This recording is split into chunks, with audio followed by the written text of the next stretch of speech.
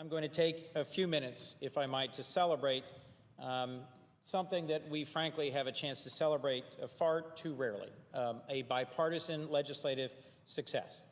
I am thrilled to be here to celebrate the passage of the End Wildlife Trafficking Act, a bill that Senator Flake and I have been working on for months since it was introduced in December of last year, and an idea which we've been working on for well over a year.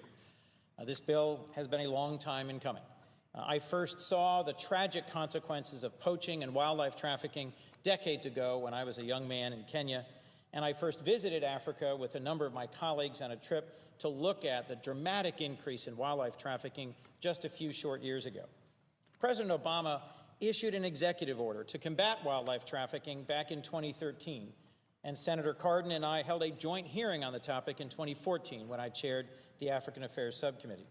Senator Flake, now the chair of the African Affairs Subcommittee, and I introduced this bill together last December, and now we are excited to see it pass this body and be one step closer to becoming law. Why is this bill important? Why does wildlife trafficking in Africa matter?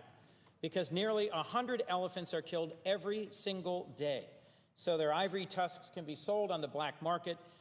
Ivory now commands prices higher than heroin or gold, and it's become one of the principal ways of financing transnational networks of terrorists and of criminals. The tragic consequences for the African elephant were recently noted in a report that showed that the population of elephants across the continent shrank by a third in the last decade. In 2014, more than 1,000 rhinoceroses were illegally killed in South Africa, a several thousand% increase since a decade before. And as rhino horn and elephant tusk command outrageous prices on the world market, the demand has driven both wildlife poaching and trafficking steadily upwards until today it's become a multi-billion-dollar industry that threatens wildlife, fragile ecosystems, and our own national security.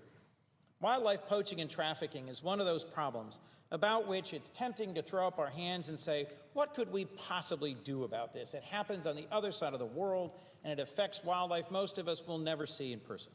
But we didn't. And because of that, because of our persistence and determination, and because so many people on the committee staff here in the Senate and in the executive branch have devoted time and effort to coming up with a strategy and a pathway towards addressing it, we have lots of reasons today to be optimistic. In President Obama, we have a president engaged on the continent of Africa and committed to combating trafficking and poaching. In Secretary Kerry, we have a former senator who, when he was chairman of the Foreign Relations Committee, dedicated personal time and effort to highlighting the issue of wildlife trafficking. And as I mentioned, in 2013, the president created a task force on wildlife trafficking that produced a strategy, a national strategy for working together to combat wildlife trafficking. And now, just today, we have a strong bill, the End Wildlife Trafficking Act, that has passed the Senate and is on its way to the House. And based on a recent conversation, I am optimistic that Chairman Royce and Ranking Member Engel of the House Foreign Affairs Committee will move this forward in the week ahead. Both Chairman Royce and Ranking Member Engel deserve great credit for passing a complementary bill, the Global Anti-Poaching Act, in the House, and it's because they have already acted on this that I'm optimistic we will be able together to reach our end goal. But what exactly does this bill do? Let me just briefly say it requires a strategy. It authorizes an interagency approach to working with the governments of many countries affected by wildlife trafficking. It produces recommendations on how to address those threats and coordination with non-governmental organizations. It authorizes the Secretary of State, the Administrator of USAID, to support efforts to combat poaching and wildlife trafficking and to encourage community conservation programs, an initiative, a direction that Senator Flake and I have seen in person on the ground in Southern Africa. It also includes strategic regular reviews to monitor progress being made, and it gives prosecutors more tools to go after individuals involved in high-value wildlife crime. And last but not least, it encourages diplomatic efforts around the world to try and reduce demand for wildlife trafficking and for the markets that consume so much of this illicit traffic, whether in China, Vietnam, Malaysia, or elsewhere.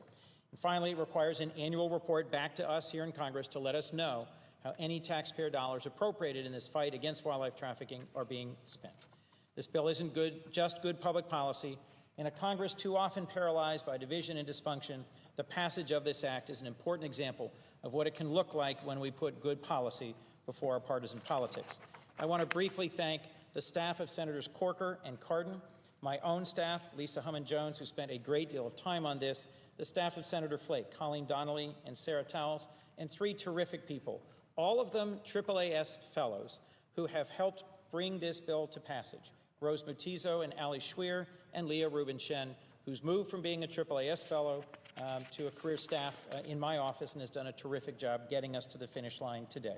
I am so grateful for all the work of the dedicated folks here in Congress and in the executive branch who've made this possible. Thank you very much.